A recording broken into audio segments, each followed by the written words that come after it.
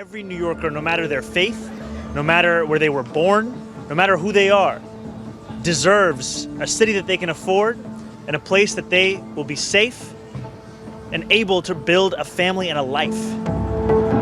Just a few months ago, Zohran Mamdani was still largely unknown. Today he's the frontrunner to become the next mayor of New York and its 8.5 million residents. Who is he, and what could his election mean for Trump's America? 34-year-old Mamdani was born in Uganda to a family of Indian descent. He's lived in the US since the age of 7 and became a naturalized American citizen in 2018. His mother, Mira Nair, is a filmmaker, and his father, Mahmoud Mamdani, a renowned historian and professor at Columbia University. Zohran studied at Bowdoin College in Maine, a university known as a bastion of progressive thought, where he was a staunch advocate for the Palestinian cause. Although initially drawn to music, Mamdani quickly became involved in politics. In 2020, he was elected to New York's State Assembly to represent Queens. The borough is a melting pot of predominantly poor and migrant communities. Since then, Mamdani's built an image as a progressive Muslim, equally comfortable at a pride march as he is breaking fast during Eid. You know, frankly, a Muslim candidate for mayor of New York is an enormous story, especially at a moment where the war in Gaza has taken so much global attention. Part of the left-leaning camp of the Democratic Party, Mamdani identifies as a socialist. US President Donald Trump calls him a little communist.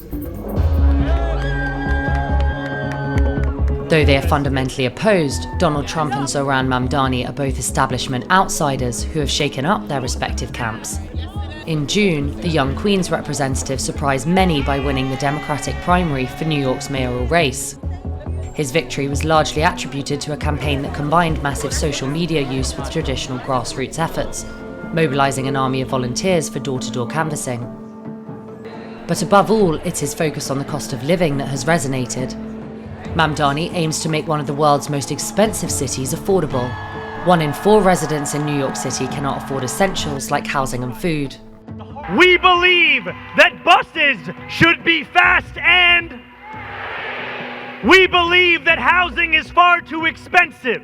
We're going to build hundreds of thousands of affordable homes, take on bad landlords, and freeze the... Mamdani has vowed to introduce rent controls, free daycare and buses, and a network of city-run neighborhood grocery stores. He plans to fund his costly program by increasing taxes on corporations and the rich. However, as mayor of New York City, he wouldn't be able to implement these measures alone. They'd require state approval. The difficulty of finding funding for his proposals and his lack of experience are some of the main points his opponents use to attack him. If you were electing someone to be executive director of an NGO that had a $40 million a year budget, you would not be confident in Mamdani's experience. And he's running to be the mayor of a city with a budget that runs to almost $100 billion. Nevertheless, by appealing to young people and working class communities, Mamdani has managed to widen the gap with his closest competitor, Andrew Cuomo. The former governor of New York State was aiming for a comeback after a sex scandal saw him resign his post in 2021. Even after losing the primary, the veteran centrist Democrat maintained his candidacy for the mayoral election as an independent.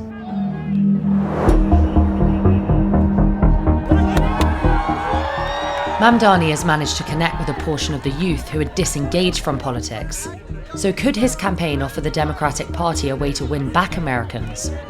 According to a Wall Street Journal poll from July, Democrats are viewed negatively by 63% of voters, the party's lowest approval rate in over 30 years.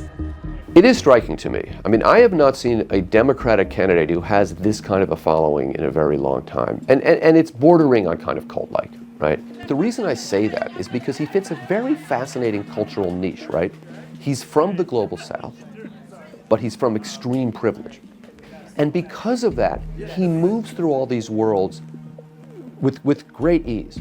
For some analysts, Mamdani is proof that the American left can re-energize and find success. But what works in New York is difficult to replicate across the country.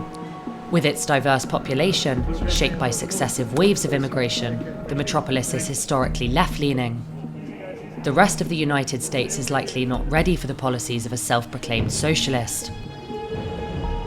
a victory here in New York will give hope and inspiration to people throughout our country and throughout the world. Figures of the American left, including Senator Bernie Sanders and New York Representative Alexandria Ocasio-Cortez, have expressed their support for Mamdani.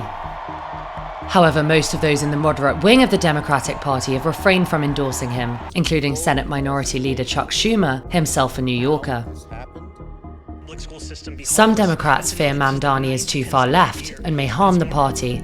He's previously criticised the police as corrupt and racist, and his stance on Israel, which he's described as an apartheid regime, has drawn anger from some in the Jewish community. In recent months, Mamdani has made a point of denouncing anti-Semitism. Despite his meteoric rise, and regardless of where he goes next, Mamdani will never be able to run for president. Only US-born citizens are able to stand for the top job.